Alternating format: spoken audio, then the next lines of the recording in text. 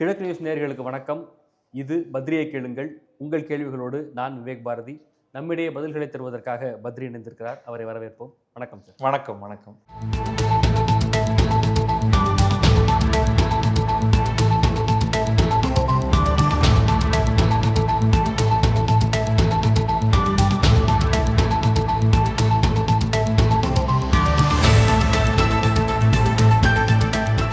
Episode 8 முதல் கேள்வியே இலக்கியம் தரமான ஒரு கேள்வி இருந்து போயிடுறேன். வாட் இஸ் மீன் பை இலக்கியம்?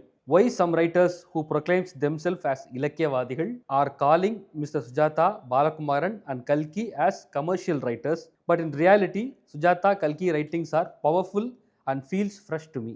Easily conveys the message as it mean to. Idea என்னன்னா வாட் இஸ் இலக்கியம்? இலக்கியம் என்றால் என்ன? வாட் இஸ் இலக்கியம்னு சொன்னா நம்ம வாசகர்கள் பல பேர் ரொம்ப கோவிச்சுப்பாங்க. இலக்கியம் என்றால் என்ன? இலக்கியம் என்றால் என்ன? ஏன் ஒரு சில இலக்கியவாதிகள் சுஜாதா, பாலகுமாரன் போன்றவர்களை எல்லாம் இலக்கியம் என்று ஏற்றுக்கொள்ள மறுக்கிறார்கள்? கமர்ஷியல் இலக்கியவாதிகள் என்று ஏற்றுக்கொள்ள மறுக்கிறார்கள். அவர்கள் எழுதியதை இலக்கியம் என்று ஏற்றுக்கொள்வதில்லை. அவர்களை வணிக எழுத்தாளர்கள்னு வணிக எழுத்தாளர்கள். இதுதான் அந்த கேள்வியுடைய ஏன் இதில் நமக்கு இல்லை எடுத்தெடுப்பில் கான்ட்ரவர்சிக்குள்ளே தான் போகிற மாதிரி இருக்குது. போயிடுவோம். நம்ம எதுக்காக அதை மறைச்சிட்டு தூய இலக்கியவாதிகள் அப்படின்னு சில பேரை வச்சுப்போம். தூய இலக்கியவாதிகளோட நான் பெரும்பாலும் உடன்படுறேன் பல இடத்துல. ஏன் அப்படிங்கிறத சொல்கிறேன். இப்போ இந்த ஆரம்ப காலத்தில் கதை அல்லது நமக்கு ஹிஸ்ட்ரி பார்த்திங்கன்னா நம்ம முதல்ல நம்மக்கிட்ட ஒரு கவிதைங்கிற வடிவம் தான் இருந்தது. உரைநடை அப்படிங்கிற வடிவமே நமக்கு ரொம்ப பிற்பாடு தான் வருகிறது.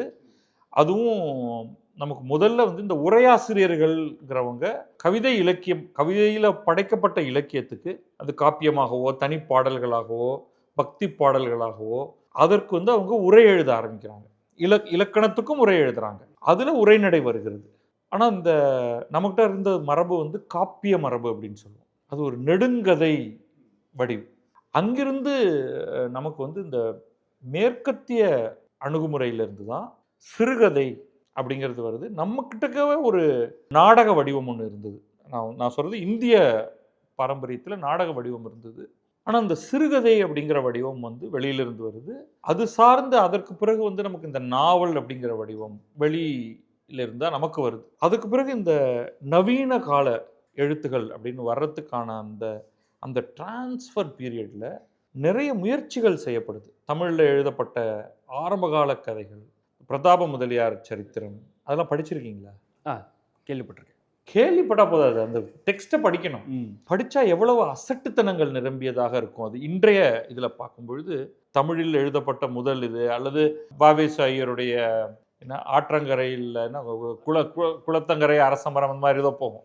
பிரதாப முதலியார் சரித்திரம்லாம் அங்குமிங்குமாக கிடைச்ச சில காமெடி ட்ராக்கையும் கதைங்கிற பெயரால் ஒன்றையும் சேர்த்து பண்ணுறது தான் அது. அதே மாதிரி அதுக்கப்புறமா பெண்கள் சிலர் எழுதுறது, இது எல்லாத்தையும் பார்த்தீங்கன்னா இந்த வடிவ கச்சிதம் அவங்களுக்கு வந்திருக்காது.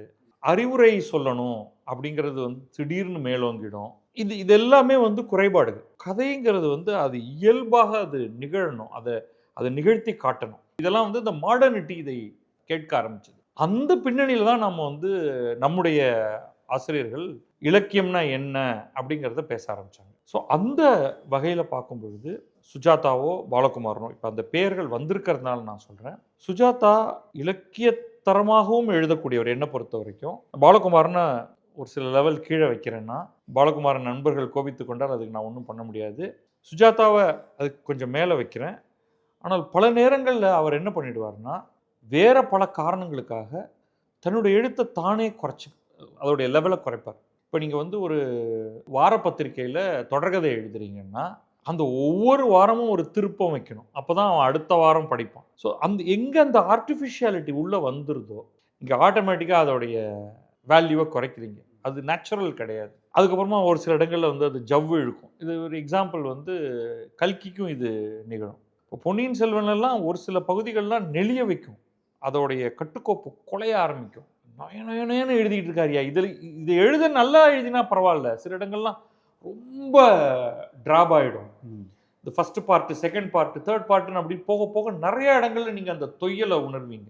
ஒரு நல்ல இலக்கியத்தரமான எழுத்தாளர் பல முறை அதை திருத்துவார். அவருக்கு அந்த இடம் பிடிக்கல அப்படின்னா அதற்கான ஒரு வடிவ கச்சிதம் வர வரைக்கும் அவர் மனசு கேட்கற வரைக்கும் அதை ஒர்க் பண்ணுவார். ஆனால் ஒரு கமர்ஷியல் எழுத்தாளருங்கிறது ஏன் அந்த வார்த்தை வருதுன்னா, இந்த வாரம் நான் அதை அனுப்பிச்சாகணும். ஃபாரம் அவன் கோக்க ஆரம்பிச்சிட்டான்னா அவன் பதற ஆரம்பிச்சிருவான். அதனால கிடுகிடுன்னு ஒன்றை போட்டு அனுப்பிச்சி விட்டுறது. அங்கே தான் அந்த குறைபாடு வருது. ஆனால் அதே சுஜாதாவே அவருக்கான ஒரு சில கதைகள் இருக்கு இல்லையா, அதுக்குள்ள அவர் தோயும் பொழுது, அந்த கதையை அவர் வெளிப்படுத்தும் பொழுது அது வேற லெவல்ல நிற்கிறத பார்க்கலாம். அவருடைய நாடகங்கள் உண்மையிலே தொகுப்பாக வந்திருக்கு. அதெல்லாம் அப்சல்யூட்லி ஒண்டர்ஃபுல் குவாலிட்டியில் இருக்கும். ஸோ ஒருவருடைய எபிலிட்டி வேற, அவர் என்ன ப்ரொடியூஸ் பண்ணுறாரு அப்படிங்கிறது வேற. ஒரு நல்ல படைப்பூக்கம் கொண்ட ஒரு இலக்கியவாதி இந்த மாதிரியான ஒரு வார பத்திரிகையில் கேட்குறாங்க, நாளைக்குள்ள நம்ம ஒரு 1000 வார்த்தைகள்ல ஒன்று அனுப்பணும், டெட்லைன் டைம் இருக்கு அப்படின்லாம் பண்ணும் பொழுது உங்களுக்கு அது சிறப்பான இலக்கியமாக இருக்காது. அது மெருகேற்றப்படணும். நான் இதுதான் பர்ஃபெக்ட் ஆன்சர்னு சொல்லலை. இது வெவ்வேறு ஆட்களுக்கு அதுக்கான ஒரு இது இருக்கு. இன்னொன்று பேஸ் எமோஷனை தூண்டி விடுறதுக்கு நான் ஜெயமோகன் ஒரு சிறந்த இலக்கியவாதி. ஆனால் இன்றைக்கு அவருடைய தொகுப்புல மிக அதிகமாக விட்டுற அந்த அறம் அப்படிங்கிற ஒரு தொகுப்பு இருக்கு. அது படிக்கிறவன் பிழிய பிழிய அழணும்னே பிளான் பண்ணி எழுதின மாதிரி இருக்கும். அந்த மாதிரியான அவர் எதுக்காக எழுதினாரு, என்ன ஐடியாவில் எழுதினாரு நமக்கு தெரியலனாலும், சில இடங்கள் ஒரு கட்டத்துக்கு மேலே ஒரு அதில் ஏதோ ஒரு பிளான் சூட்சுமத்தோடு பண்ணுறாரு அப்படின்னு அங்கே அந்த இயல்பு நிலை விலகி போகும்பொழுது அது சற்றே குறைந்ததாக எனக்கு தோணும். விற்பனையில் அது பயங்கர என்னவோ ரெக்கார்ட் பண்ணது புத்தகம் அது. ஆனால் எனக்கு அது அதில் ஒரு சில கதைகளை தாண்டி மீதி எல்லாம் கொஞ்சம் லோவர் குவாலிட்டி. ஏன்னா அவர் அங்கே சில்மிஷங்கள் பண்ணுறதுக்காகவே அதை பயன்படுத்திக்கிட்டாரு அப்படிங்கிற மாதிரி எனக்கு தோணும். அதை நான் வெளியில் நண்பர்கள்ட்ட சொல்லியிருக்கேன், இப்போ பப்ளிக்காக சொல்லிடுவோம். அதில் பாலகுமாரன் நான் ரொம்ப கீழாகத்தான் வைக்கிறேன்னா, எனக்கு ஒரு உதாரணத்துக்கு நீங்கள் கல்கியை படிக்கவாவது முடியும். என்னால் உடையாரெலாம் எடுத்துட்டு இவருக்கு வரலாறும் தெரியல, எழுதவும் தெரியல அப்படின்னு சொல்லி கீழே போட்டுருணும் போல தோணுச்சு. ரொம்ப ஸ்லாயிக்கப்படும் அவருடைய பல்வேறு புத்தகங்களெல்லாம் ஒரு கட்டத்தில் அப்படியே நமக்கு லேசாக என்னடா எழுதியிருக்காரு அப்படின்னு தோணிடும். Of course taste may differ. அதை தாண்டியும் அதோடைய வடிவ கச்சிதம், கட்டுமானம், அதில் இருக்கக்கூடிய கிராஃப்ட்டு, அதோட கூட அந்த கதையோடைய போக்கு, தேவையற்ற செயற்கைத்தன்மை இல்லாதது, வாசகனை சுரண்டுதல் அப்படின்னு ஒன்று. இந்த இடத்துல நான் பட்டனை அழுத்தினா அவனை குதிக்க வைப்பேன், இந்த இடத்துல இன்னொரு பட்டனை அமுத்தினா அவன் அப்படியே பிழிய பிழிய அழ வைப்பேன் அப்படின்னு. அதே மாதிரி என்ன பொறுத்த வரைக்கும் இந்த போஸ்ட் மாடர்ன் பர்டிகுலர்லி ஈவன் மாய யதார்த்தவாத கதைகளே நான் கொஞ்சம் படிச்சுட்டு இது வேண்டாம் அப்படின்னு நான் என்ன பர்சனலி நான் அக்செப்ட் பண்ணாதது என்னால் சயின்ஸ் ஃபிக்ஷன் அக்செப்ட் பண்ணவே முடியல. ஆரம்ப காலத்தில் ஒரு சில கதைகளை படிச்சுட்டு இதுக்கும் இலக்கியத்துக்கும் சம்மந்தமே இல்லை அப்படின்னு தள்ளி வச்சுட்டேன். ஓரளவுக்கு என்னால் ஹிஸ்டாரிக்கல் ஃபிக்ஷன், பொன்னியின் செல்வன் போன்ற, அது பொன்னியின் செல்வனை இன்னும் சிறப்பாக பண்ணியிருக்கலாம் அப்படிங்கிறது என்னுடைய இன்றைய கருத்து. அதை கூட நான் ஏற்றுக்கிறதுக்கு தயாராக இருக்கேன். ஆனால் அந்த சயின்ஸ் ஃபிக்ஷன் அது சயின்ஸுக்கும் நியாயம் பண்ணுறதில்ல, கதைக்கும் நியாயம் பண்ணுறதில்ல அப்படிங்கிறது எனக்கு தோணிடுச்சு. இப்போ போஸ்ட் மாடர்ன் லிட்ரேச்சர் எல்லாம் கம்ப்ளீட்டாக ரிஜெக்ட் பண்ணுறது, ஈவன் மாய யதார்த்தவாதம்லாம் இன்றைக்கி ரொம்ப சைல்டிஷாக தோணுது எனக்கு. எவ்வளோ பெரிய மாஸ்டர்ஸ், காப்ரியல் கார்சியா மார்க்கீஸை உனக்கு தெரியுமாடா அப்படின்லாம் சொல்லிட்டு போங்க. பட் அதில் என்னால் ஒன்ற முடியல. ரியலிசம் அதை பவர்ஃபுல்லாக கொண்டு வர்றது, அதோடு என்னை பொறுத்த வரைக்கும் அதுதான் இலக்கியம். இதில் வெகுஜன படிப்பு இன்னொன்று இருக்கு, கிரைம் அப்படின்னு ஒரு பார்ட் இருக்கு. இல்லை, அதெல்லாம் இலக்கியத்துக்குள்ளே வராது. அது எல்லாமே அந்த வாசகனை சுரண்டுதல் தான். இப்போ எனக்கு ரொம்ப ரொம்ப பிடிச்சது ஷெர்லாக் ஹோம்ஸ் கதைகள். அதாவது துப்பறியும் கதைகளுக்கு, அதுவும் எட்கர் அலன் போ அதற்கு முன்னாடி ஆர்தர் கோனான் டாயிலுக்கு முன்னாடியே எழுத ஆரம்பித்த எட்கர் அலன் போ, அது எட்கர் அலன் போவோட தாண்டி போனவர் ஆர்தர் கோனான் டாயில் அப்படிங்கிறது என்னுடைய கருத்து. ஆனால் அதில் நம்ம கதையை ஒரு இடத்துல ஒரு பொடி வச்சுருக்காரு, அவருக்கு மட்டுமே தான் தெரியும் அதை அவிழ்க்கிறது. சில இடங்களில் உங்களால் வேகாக கெஸ் பண்ண முடியும். ஸோ அதெல்லாம் ஒரு சீப் த்ரில்லை கொடுக்குதே தவிர அது எந்த விதத்துலேயும் இலக்கியமாகா அப்படிங்கிறது ஐ எம் வெரி கிளியர். இப்போ அந்த விதத்தில் தான் அவுட்ஸ்டாண்டிங் இலக்கியவாதியாக இன்றைக்கு சொல்கிறதா இருந்தால் Jeyamohan, this no question. Ashokamitran என்னுடைய ஆதர்சங்களாக நாம் பார்க்குறது. புதுமை பித்தனுடைய பல கதைகள், சில கதைகள் அந்த தொகுப்பாக பார்க்கும் பொழுதே ஏன் இதை போய் புதுமைப்பித்தன் எழுதினார் அப்படின்னு தோணும். அப்படி வந்து அசோகமித்திரன்ல வெகு சில கதைகளை தான் இது இது இந்த தொகுப்புல இருந்திருக்கவே வேண்டாம் அப்படின்னு சொல்ற மாதிரி உறக்க சத்தம் போட்டு பேசக்கூடிய கதைகள். அதனால எனக்கு ஜெயகாந்தனுடைய ஒவ்வாமை அதை தொடர்றதுல கஷ்டம் வந்துடும். இப்போ இன்னும் பழைய பேராகவே சொல்லிக்கிட்டு இருக்கியே அப்படிங்கிறதுல எனக்கும் ஒரு பிரச்சனை இருக்குது. ஏன்னா என்னுடைய படிப்புங்கிறது வந்து குறைய ஆரம்பித்திருக்கு இந்த ஃபிக்ஷன் பக்கம் போகிறதில்ல. ஜெயமோகன் என்ன எழுதினாலும் நான் இன்றைக்கும் படிச்சிருவேன். அவருடைய தளத்தில் வந்துடும் அல்லது புத்தகமாக வாங்கி படிச்சிருவேன். ஸோ மாடர்ன் மாஸ்டர் அப்படின்னா தமிழர் அல்லாத ஒரு மலையாளியான ஜெயமோகன் தான். ஜெயமோகனோட ஒப்பிடக்கூடிய மாதிரியாக நிச்சயமாக அசோகமித்திரன், எஸ் ராமகிருஷ்ணன் எல்லாமே எனக்கு வந்து சொல்லக்கூடியவர்கள் பல பேர்கள் சொல்லலாம். இல்லை, பட் தமிழின் தலை சிறந்த கதை சொல்லி அப்படிங்கிறதுல ஜெயமோகன், அசோகமித்திரன், ரொம்ப பின்னாடி போனால் புதுமைப்பித்தன், இடையில நிறைய பேர் இருக்காங்க. நானே அங்கங்கே படித்து நிச்சயமாக சுஜாதாவுக்கு வந்து அந்த கதை சொல்லல்ங்கிறது வந்து மாஸ்டர். அதை அவர் வாரப்பத்திரிகைகளில் வீணடித்து விட்டாரே அப்படிங்கிறது. அதை அவர் அதை உணர்றாரா இல்லை அவருக்கு வந்து உணர்ந்தாரா அப்படிங்கிறது வேற விஷயம். அந்த எழுத்து கிராஃப்ட், அந்த லாகவம் அப்படின்னு சொல்கிறோம் இல்லையா, அதில் வந்து master unquestionably. And there are some even with அந்த சயின்ஸ் ஃபிக்ஷன் ஒவ்வாமை இருந்தாலுமே எண்ணினிய இயந்திராவும் மீண்டும் ஜீனோவும் வந்து வேற லெவல் அப்படின்னு வேற வழி இல்லாமல் நம்ம சொல்ல வேண்டியதாக இருக்குது. ஆனால் அதோடைய ப்ராப்ளம் எகெயின் அது தொடர்கதையாக வந்தது தான். அது உட்கார்ந்து அவர் கட்டுக்கோப்பாக எழுதியிருந்தார்னா அது இன்னும் வலுவானதாக இருந்திருக்கும். அந்த தொடர்கதை பாணி வந்து அதை கெடுத்துருச்சு. ஸோ அதனால தான் கமர்ஷியல் ரைட்டர்ஸ் அப்படின்னு சொல்கிறோம் நம்ம. அந்த ஸ்ட்ரக்சர் ரொம்ப முக்கியம். அது சிறுகதையாக இருந்தாலும் சரி, அது நாவலாக அது வடிவம் பெற்று வருவதாக இருந்தாலும் சரி, அதுக்கான சில இலக்கணங்கள் இருக்குது. அதை நீங்கள் எப்படி கொண்டு வரீங்க, உங்களுடைய கேரக்டர்ஸ் வந்து ஃப்ளஷ் அண்ட் பிளட் அப்படின்னு சொல்லுவோம் இல்லையா, அவங்களாக இருக்காங்களா, நீங்கள் உங்களை வந்து அந்த கூட்டத்தோடு ஒன்றி போய் உங்களை பார்க்க முடியுமா உங்களால், அவங்க வேற ஒரு சூழலிருந்து வந்தவர்களாக இருந்தாலும் கூட அதோடு உங்களால் ஒன்றி போக முடியுமா, இல்லை அதில் வந்து இந்த அதீத நாயக இது எக்ஸ்ட்ரீமிட்டிஸ் ஆடிட்டிஸ் அதனாலலாம் வந்து அது அப்படியே அதை கீழே இறக்க ஆரம்பிக்கும். நம்மை போல ஒருவர் அவருடைய வாழ்க்கையில் நடப்பது அதை ஒரு பியூட்டிஃபுல்லான ஒரு வடிவத்தில் கொண்டு வர்றது, அதுதான் வந்து அது காலம் கடந்து நிற்க வேண்டிய ஒன்றாக இருக்கணும். அதுதான் இலக்கியம். Balasundar from Dubai. Why the usage of the word union government instead of central government is suddenly picking up momentum? In the past many decades, no one picked up this.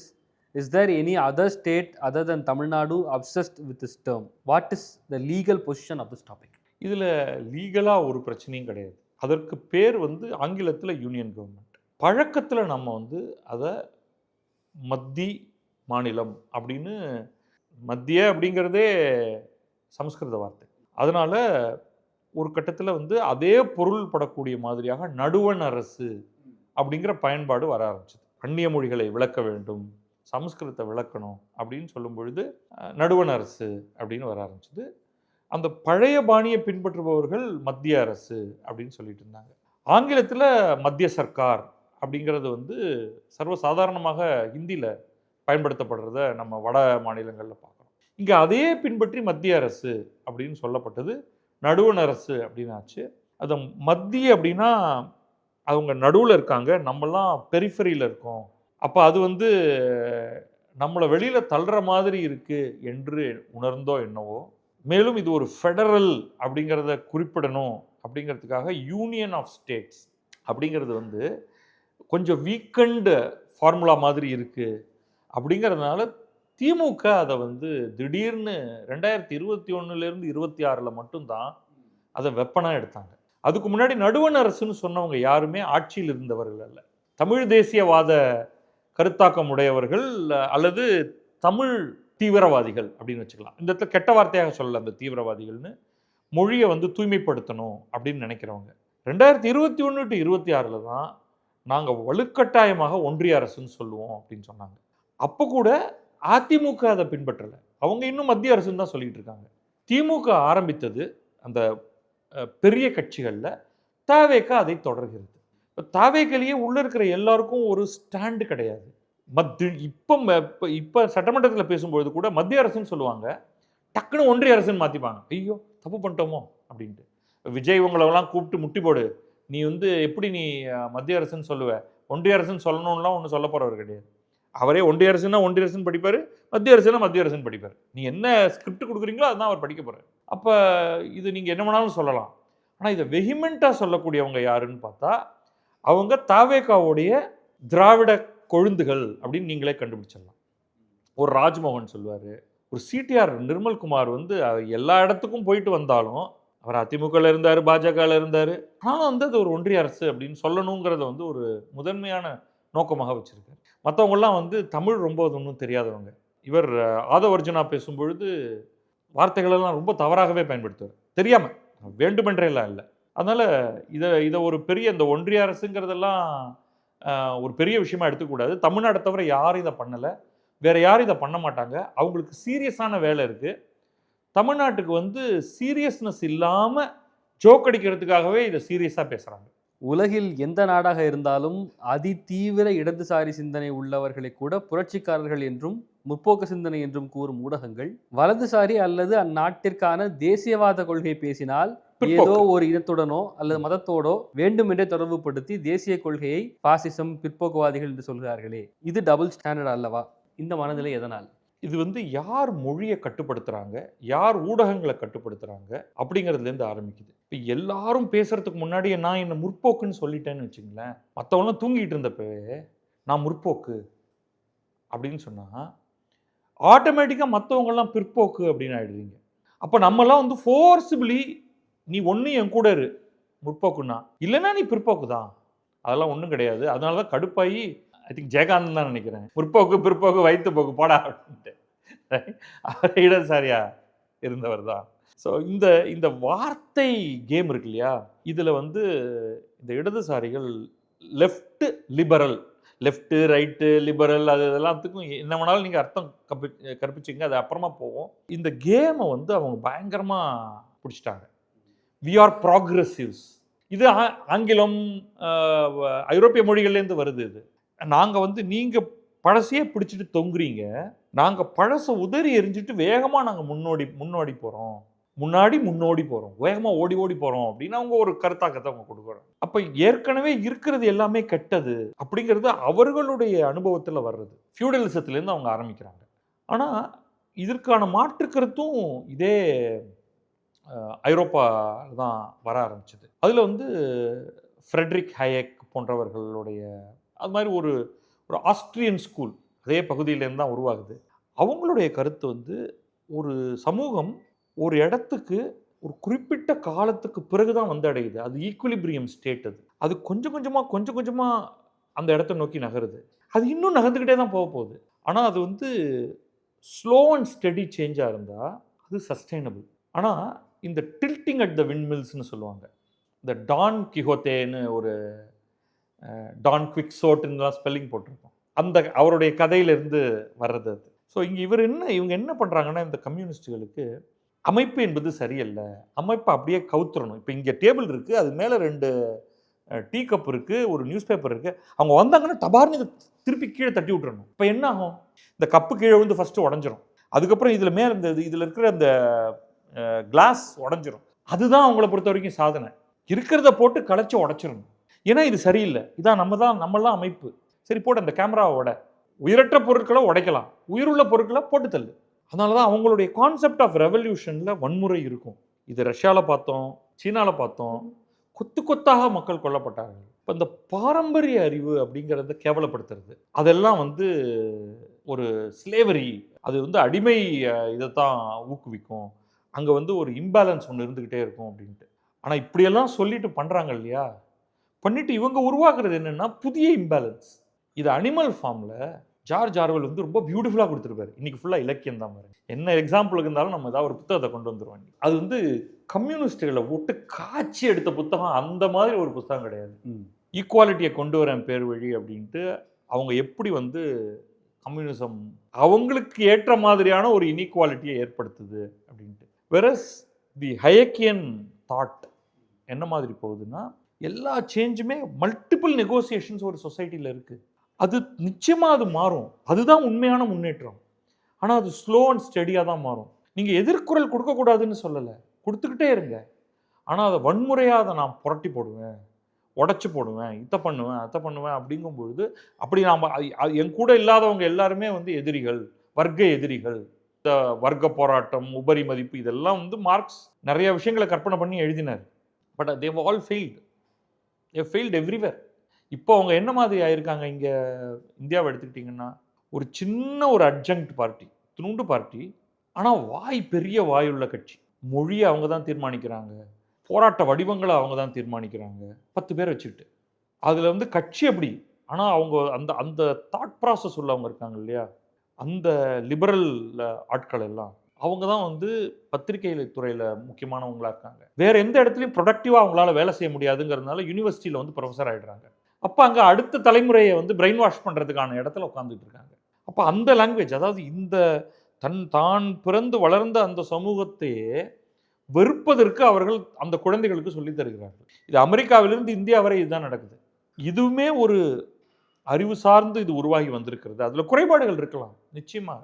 நமக்கு புதிய அறிவு வர வர நம்ம அதை வந்து மாற்றிக்கிட்டே வரோம். அப்போ அதை சஸ்டைனபிளாக மாற்றுறோம், சமூகம் முழுமையிலையும் மாற்றுறோம் அப்படிங்கிற புரிதல் இல்லாமல் ஒரேடியாக மாற்று அப்படின்னு முன்னாடி இருக்கிறவங்க எல்லாரையும் போட்டு தள்ளு அப்படின்னா தெர் இஸ் நோ கண்டினியூட்டி. சீனாவில் பார்த்துருக்கோம், ரஷ்யாவில் பார்த்துருக்கோம். அதோடைய ஒரு மைல்டான வடிவம் தான் அதுதான் வந்து இன்னைக்கு இந்த இடதுசாரிகள்கிட்ட ஓடிட்டு இருக்கு. அதை நீங்கள் மறுத்தீங்கன்னா நீங்கள் பிற்போக்காயிடுவீங்க. ஸோ இதில் டபுள் ஸ்டாண்டர்ட்ஸ் தான். ஆனால் இதற்கு நம்ம வந்து இன்னைக்கு வலதுசாரி என்றும் பிற்போக்கு என்றும் கருதப்படுபவர்கள் இருக்காங்க இல்லையா, அவங்கள தான் சொல்லணும். நீ போய் சம்பாரித்து டேக்ஸ் கட்டி அந்த டேக்ஸில் இவங்க எல்லாருக்கும் வந்து உணவளித்து வேலை கொடுத்துட்டு இருந்தீங்க. அவங்க ப்ரொஃபஸர்ஸாகவும் நியூஸ் பேப்பர்லேயும் உட்காந்துட்டு இருந்தாங்க. நீ இல்லை அங்கே போய் உட்காந்துருக்கணும். ஸோ இப்போ யாராவது என்ன கேட்டாங்கன்னா நான் ரொம்ப I am very proud to run பிற்போக்கு யூடியூப் சேனல் அப்படின்னு நான் சொல்கிறதுக்கு தயாராக இருக்கேன். எந்த விதத்துலையும் பிற்போக்கு கிடையாது. ஆனால் நீ அதுதான் நீ என்ன பேர் வைக்க போகிறேன்னா வச்சுட்டு போ. எனக்கு வந்து ஸ்டேட்டஸ் கோ முக்கியம். நீ தடார் புடார்னு மாற்றுறதெல்லாம் நான் வந்து விரும்புகிறதே கிடையாது. அதனால வரக்கூடிய எல்லா விதமான பிரச்சனைகளையும் யார் ஹேண்டில் பண்ண போகிறா? ஆனால் மாற்றம் இருக்கணும். எங்கெல்லாம் பிரச்சனையை நம்ம பார்க்குறோமோ அந்த பிரச்சனைகளை நம்ம மாற்றித்தான் ஆகணும். இந்த வார்த்தை ஜாலங்களெல்லாம் தூக்கி போட்டுட்டு இப்போ வந்து அவங்க லெஃப்ட் விங் சொல்கிறதுனால உங்களை வந்து ரைட் விங்னு சொல்கிறாங்க, அதை நீங்கள் அக்செப்ட் பண்ணாதீங்கன்னு சொல்லுவாங்க. நீ என்ன விங்குன்னு வேணாலும் சொல்லிட்டு போ. என் கருத்து ரொம்ப தெளிவாக இருக்குது, அதை நான் சொல்லிகிட்டு இருக்க போகிறேன். என்னை கேட்பாங்க உங்களை தொலைக்காட்சியில் வரும்போது உங்களை என்னன்னு சொல்லி போடுறதுன்னு. என் பேரை மட்டும் போட்டால் போதுமே, நான் ஏதாவது கீழே போடணுமா? சமூக ஆர்வலர், பத்திரிகையாளர், மூத்த பத்திரிகையாளர், இது என்ன பேரை வேணாலும் போட. அதனால நான் ஏதாவது மாற போகிறேன்னா நான் சொல்கிறது மாறப்போகுதா? ஒன்றும் மாற போகிறது இல்லை. ஸோ அவங்க என்ன வேணாலும் நீ பேர் கொடுத்துட்டு போங்க. வலதுசாரி ஆதரவாளர் இப்படிலாம் போடுவான், போட்டுக்கோ, என்ன வேணாலும் போட்டுக்கோ, அதை பற்றி கவலை இல்லை. ஏன்னா நீ மொழியை நீ ஏற்கனவே கைப்பற்றிட்ட, அதை உங்கள்கிட்ட பிடுங்க போகிறது தான் என்னுடைய வேலை. இப்போ இந்த கேள்வி கேட்டவர்கிட்ட அதான் சொல்லுவோம், நீ கோச்சிக்காத, மொழி அவங்கள்ட்டேருந்து பிடுங்கு. அப்போ அவர் தான் அதுக்கு தான் வந்து தலைவர் பிரதமர் வந்து திமாகி நக்சல்னு உனக்கு பேரை வைக்கிறாரு. அப்படி தான் மொழியை பிடுங்கணும். நீ ஆயம திமாகி நக்சல் நீ பேரை போட்டுக்கிட்டு அலையிற. நீ மூளையிலேயே நீ வந்து கையில் துப்பாக்கி எடுத்துகிட்டு காட்டில் நீ நக்சலாக இருந்தேன்னா நாங்கள் கோப்ரா படையை வச்சு உன்னை தூக்கிடுவோம். உன்னுடைய நினைவு, உன்னுடைய மூளை, உன்னுடைய திங்கிங் நக்சல் அப்படின்னா வந்துச்சே பாரு எல்லாருக்கும் கோபம். வாடா, இப்படி தான் மொழியை பிடிக்கணும். இந்த மொழி போராட்டத்தில் பிரதமர் மோடியின் பின்னால் நான் வலுவாக நிற்கிறேன். In India's big cities, gated communities have solved the basic issues of walkable roads, waste management, parks, etc. How can this be solved for all the places in the cities? Brilliant question. தமிழாக்கி சொல்லிடுவோம். ஒரு gated கம்யூனிட்டியில், அதாவது ஒரு மூடிய ஒரு 100லிருந்து 500, 1000, 2000 அப்பார்ட்மெண்ட்லாம் இருக்கிற இடம் இருக்குது. ஈவன் 20 பேர் 30 பேர் இருக்கக்கூடிய கொஞ்சம் பெரிய சிஸ்டம் கூட எடுத்துக்கலாம். அது உள்ளுக்குள்ள தரமான நகர வாழிடம், வசிப்பிடத்துக்கான எல்லாமே உள்ள கிளீனாக இருக்குது. ரோடு, நடந்து போகக்கூடிய சாலைகள், பச்சின ரம்யமான சூழல். நீங்கள் வேணும்னா நிறையா அது இடத்துக்கு தகுந்த மாதிரி நீங்கள் நிறையா மரங்களை நடலாம், செடி கொடிகளை நடலாம். குழந்தைகள் விளையாடுவதற்கான ஒரு பார்க், ஒரு ஸ்விம்மிங் பூல், ஜெனரேட்டர், கார் பார்க்கிங்கான அருமையான இடம், குப்பையை ஹேண்டில் பண்ணுறது, எல்லா தண்ணீர் வசதிகளை யாரோ ஏதோ பண்ணி உங்களுக்கு ஏற்படுத்தி உங்கள் வீடு மேல் மாடி வரைக்கும் உங்களுக்கு கொடுத்துட்றாங்க. இத்தனையும் ஒரு சிறு குழுவால் ஹேண்டில் பண்ண முடியுது. இது எப்படி சாத்தியமாகிறது? 2 நடக்குது இந்த இடத்துல. அந்த 2த்தையும் நம்ம உணரணும். ஒன்று, அந்த இன்டென்ட், என்னுடைய வாழிடம் எப்படி இருக்க வேண்டும் என்று முடிவு செய்யக்கூடியவர்கள் ஓரிடத்தில் திரளுகிறார்கள். ஸோ அப்போ என்னுடைய நகரம், என்னுடைய குறு நகரம் இப்படி இருக்கணும். வெளியில் போனால் எனக்கு கண்ட்ரோல் கிடையாது, உள்ளுக்குள்ளே இருந்தால் எனக்கு இந்த கண்ட்ரோல் இருக்குது, அப்போ நான் பார்த்து பார்த்து செய்கிறேன். அதை ஒரு கட்டத்தில் அந்த பில்டர் இருக்கான் இல்லையா, அவன் மைண்டில் கொண்டு வந்துடுறான். ஸோ அவனே என்ன சொல்கிறான், நானே இதை செஞ்சு உங்களுக்கு கொடுத்துட்றேன். உங்களில் ஒரு பாதி பேருக்கு இந்த ஐடியா இருந்து மீதி பேருக்கு இல்லைனாலும் இதுதான்டா வாழ்கிறதுக்கான தரம் அப்படின்னு நான் சொன்ன உடனே நீங்கள் அதை அப்படியே நீங்கள் ஒன்றும் கேட்குறதில்ல, யார் கேட்டா இந்த பார்க்கெல்லாம், அதெல்லாம் தூக்கி போட்டு எனக்கு காசை குறைச்சி கொடு அப்படின்னா நீ அப்போ நான் என்ன சொல்லிடுறேன், அந்த பில்டரா, தம்பி அப்படின்னா நீ வர வேண்டிய இடம் இது இல்லை, அந்த மாதிரி கட்டுறவங்க இருக்காங்க, அங்கே போய்க்கோ நீ. இங்கே நான் என் பிராண்ட் வருது, நான் இந்த தரத்தில் தான் நான் பண்ணுவேன். இங்கே பார்க் இருக்கும், இங்கே விளையாடுறதுக்கு இடம் இருக்கும், இங்கே வந்து நான் நல்ல தரமான சாலைகளை இது உள்ளுக்குள்ளே போடுவேன். உள்ளுக்குள்ளே யார் வரலாம் வர வேண்டாம் அப்படிங்கிறத நான் தீர்மானிப்பேன். ஒரு தரத்தை நான் கொடுத்துருவேன். குப்பையை பிரிப்போம், இப்படி தான் நம்ம பண்ண போகிறோம். இதில் ஏர்லியர் அப்பார்ட்மெண்டல் சிஸ்டத்துலலாம் இதெல்லாம் கிடையாது. அங்கே இந்த இன்டென்ட் இல்லை. இங்கே maintenance cost is high, relatively high. ஆனால் இப்படி தான் வாழ போகிறோம் அப்படிங்கிறத முடிவு பண்ணவங்க சேர்ந்து இருக்கக்கூடிய இடமாதலால் அந்த இடத்துல இதெல்லாம் நடக்குது. ஆனால் அந்த நகரமாக நம்ம ஒரு நகரத்தை உருவாக்கும் பொழுது நாம் அனைவரும் ஒரு தரத்தை ஸ்டாண்டர்டை செட் பண்ணிவிட்டு நம்ம வரல. அப்போ எப்படி ஒரு பில்டர் இந்த தரத்தை நான் நீ பாருங்கள், இந்த தரத்தோடு நான் இதை கொடுத்துட்டு போகிறேன், அதுக்கப்புறம் பார்த்துக்க வேண்டியது உங்கள் பொறுப்புன்னு சொன்னதுக்கு பிறகு 20 to 30% ஆட்கள் அதை விரும்பினாலே அவங்க அதை வந்து மெஜாரிட்டி மேலே என்ஃபோர்ஸ் பண்ணிடுவாங்க. அப்படி இல்லாத இடத்துல அங்கே இருக்கிற ஸ்டாண்டர்ட்ஸ் சரிஞ்சுக்கிட்டே போய் அது ஒரு டிக்ரபிட் டிலாபிடேட்டட் ஹவுசிங் காம்ப்ளெக்ஸாக போய் முடியும். குடிசை மாற்று வாரியத்தை எக்ஸாம்பிளாக சொல்லுவேன். கட்டி கொடுக்கப்படும் பொழுது அது மிகச்சிறப்பானதாகலாம் இல்லைன்னாலும் ஓரளவுக்கு சிறப்பானதாக இருக்கும். என்ன மாதிரி சிமெண்ட் போடுறாங்க, என்ன மாதிரி தரம், தட்டினா உளுத்து கொட்டுதா அப்படிங்கிறதெல்லாம் அங்கங்கே நடந்திருக்கு. அதையெல்லாம் மீறி அது சைஸ் சின்னதாக இருந்திருக்கும். அது மாதிரி இன்னும் ஒரு சில குறைபாடுகளும் இருக்குது. பல மாடி கட்டடங்களாக இருந்தாலும் அதில் லிஃப்ட் போட்டிருக்க மாட்டாங்க. இப்போ அதெல்லாம் மாறுது. ஆனால் அதுக்கப்புறமா அங்கே நடக்கிற அட்டூழியத்தை நான் நேரில் பார்த்துருக்கேன். அந்த ஏழைகள் பாவம் என்ன செய்வார்கள் அப்படின்னு கேட்டால் அதுக்கு நமக்கு பதில் தெரியாது. முதல்ல வந்து நிறைய ஸ்பேஸ் கொடுத்துருப்பாங்க. அந்த ஸ்பேஸ் இடுக்குலலாம் உங்களுக்கு வந்து இல்லீகல் கன்ஸ்ட்ரக்ஷன்ஸ் வர ஆரம்பிக்கும். அந்த இடுக்குக்குள்ளே சும்மா எதையாவது நாளை இழுத்து ஒரு கடையாக போடுவாங்க. அது அந்த கம்யூனிட்டிக்கே கொடுக்கும். அதுக்கப்புறமா வந்து அந்த இடுக்குகள் எல்லாம் வந்து மக்கள் வசிக்க ஆரம்பிப்பாங்க. அதுக்கப்புறமா அந்த இடம் கான், கம்ப்ளீட்லி கான்.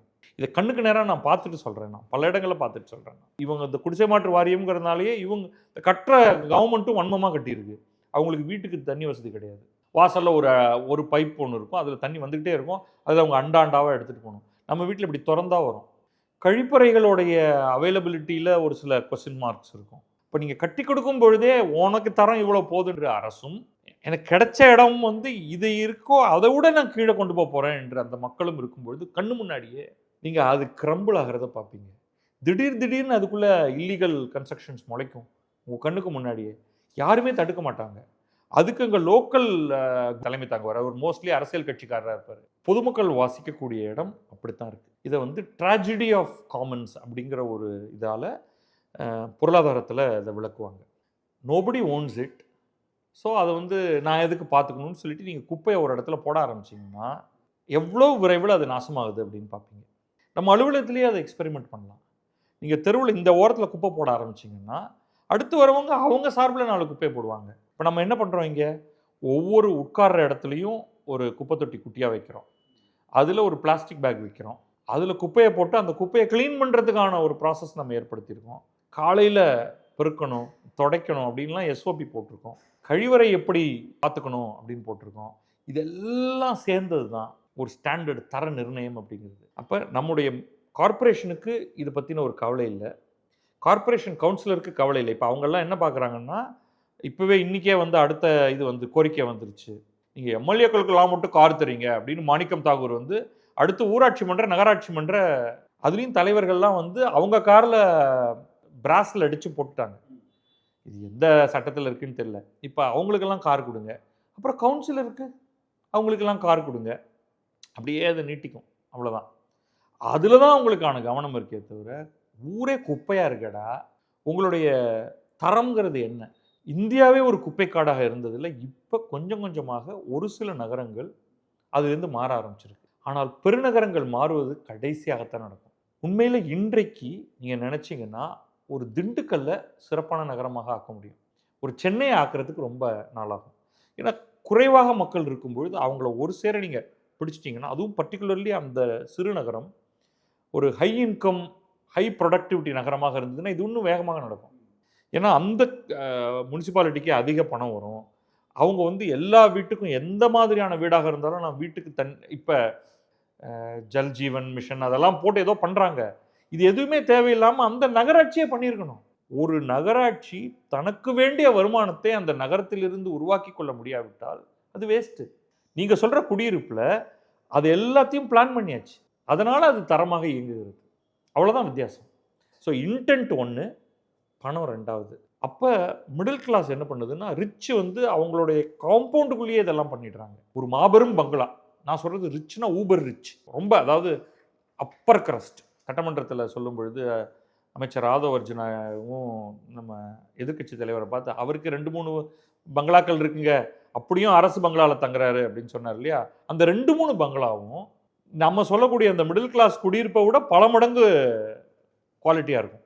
என்ன சக்ஸஸ் நடந்திருக்கு கடைசியாக அப்படின்னா, ஒரு மிடில் கிளாஸ் என்று சொல்லப்படக்கூடியவர்களால் இன்றைக்கு இந்த குப்பைகள் நிரம்பிய அசுத்தம் நிரம்பிய ஊரில் தங்களுடைய வாழ்டத்தை சிறப்பானதாக ஆக்க முடிந்திருக்கிறது. அதை லோவர் மிடில் கிளாஸ் ஒரு கட்டத்தில் அவங்க தரம் உயர்த்துவாங்க. அதற்கு கீழேயும் இந்த அண்டர் பெல்லி ஆஃப் தி சிட்டின்னு ஒன்று இருக்கும். அதை எப்போ வந்து தரம் உயர்த்துகிறோமோ, அவர்களுக்குமான தரமான வீட்டை நாம் எப்போ கொடுக்குறோமோ, வாழ்டத்தை கொடுக்குறோமோ, அப்போ தான் நம்ம வளர்ந்த நாடாகவும். விகசித் பாரத்ங்கிறது அப்போ தான் 2047 நம்ம கோடு போட்டு பண்ண முடியாது. அந்த மக்களுக்கும் இதுதான் எனக்கு வேணும், என் வீடு இப்படி தான் இருக்கணும், நான் வாழ்டம் இப்படி தான் இருக்கணும், என்னுடைய சம்பளம் என்னவாக இருந்தாலும் என்னை சுற்றி இருக்கக்கூடிய பகுதி இப்படி இருக்கணும் அப்படின்னு சொல்லி. Why has Salem not attracted major industries despite having raw material from Salem steel plant, water resources from Mettur, a strong workforce and excellent road and rail connectivity? Excellent rail connectivity, roads எல்லாம் improve ஆகிட்டு இருக்கு. ஒரு நகரம் எப்படி வந்து உற்பத்தி துறைக்கான ஒரு கேந்திரமாக மாறுகிறது அப்படிங்கிற ஒரு ரொம்ப ஃபண்டமெண்டல் கொஸ்டினை கேட்கணும். கோயம்புத்தூர் எப்படி ஆனது, சேலம் ஏன் ஆகவில்லை, சென்னை எப்படி ஆனது, மதுரை ஏன் ஆகவில்லை அப்படின்னு ஒரு பரந்துபட்ட ஒரு கேள்வி ஒன்று தூக்கி போடுவோம். சென்னை ஆனதுக்கு காரணம் அரசு, கோயம்புத்தூர் ஆனதுக்கு காரணம் மக்கள், சேலமும் மதுரையும் ஆகாததுக்கு காரணம் அரசும் அங்கே இல்லை, அதற்கேற்ற மக்களும் அந்த இடத்துல இல்லை. சென்னை வந்து கேபிட்டல் சிட்டியாக இருக்கிறதுனால மக்களுடைய இன்வால்மெண்ட் இருந்தது. ஆனால் கேபிட்டல் அப்படிங்கும் பொழுதே அது தன்னை நோக்கி அனைவரையும் ஈர்க்கும். இது வந்து எல்லா இடத்துலையும் நம்ம பார்க்குறோம். அதிகமான கான்சன்ட்ரேஷன் மக்கள் வரும்பொழுது அவர்களுக்கான சேவைகள் கொடுக்கறதுக்கு வருவாங்க. அங்கே வசதிகள், சாலை வசதிகள்லேருந்து ஒரு ஏர்போர்ட் இருக்கும். இதெல்லாம் வந்து முதலீடுகளை அங்கே ஈர்க்க ஆரம்பிக்கும். இந்த முதலீடுகள் ஈர்க்க ஆரம்பிச்சிச்சு அப்படின்ன உடனேயே நிறுவனங்கள் வர ஆரம்பிக்குது.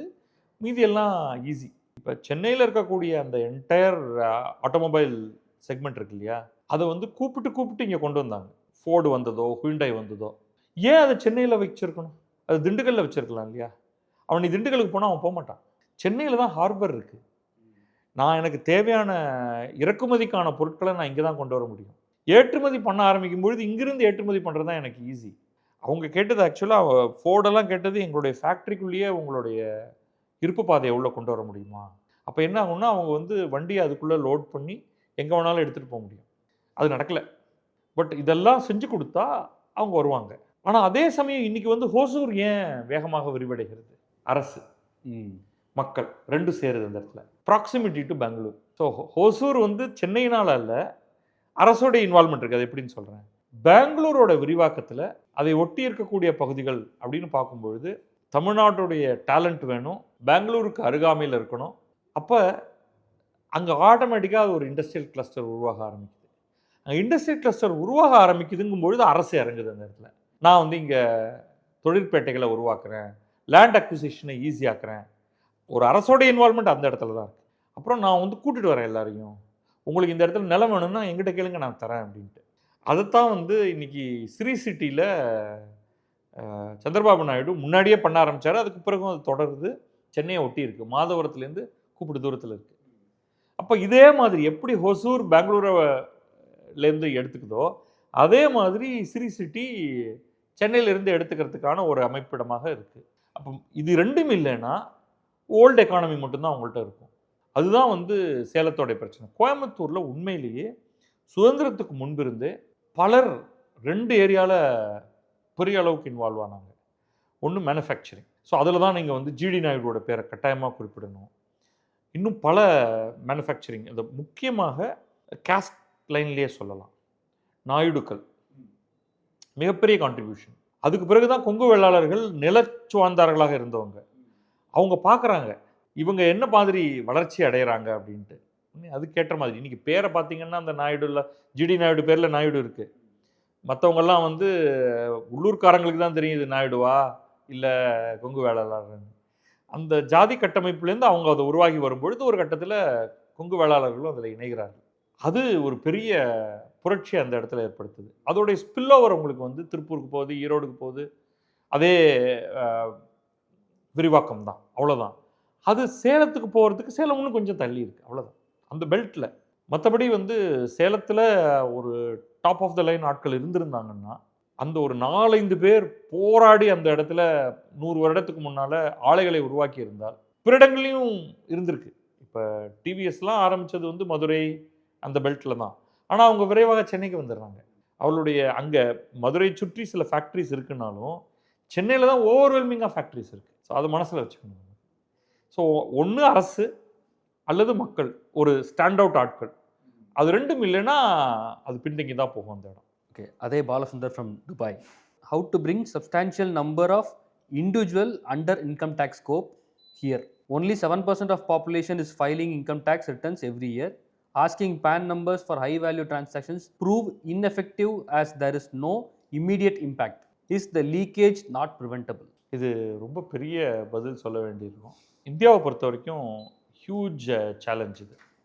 நமக்கு வந்து அடிப்படையில் டேக்ஸ் எப்படி டாட்ஜ் பண்ணுறது, வரியை ஏய்க்கிறதுங்கிறது வேற, வரியை குறைக்கிறது, வரிக்கான ஒரு பிளானிங்னு ஒன்று இருக்குது. அதை செய்வதன் மூலம் வரியை குறைக்க முடியும். அதையுமே அரசு தடுக்க தான் பார்க்குது. அது ரொம்ப ஆப்ஷன்ஸை குறைக்கிறதுக்கான வழியை பார்க்கிறது. இருந்தாலும் சில பாசிபிலிட்டிஸ் இருக்குது.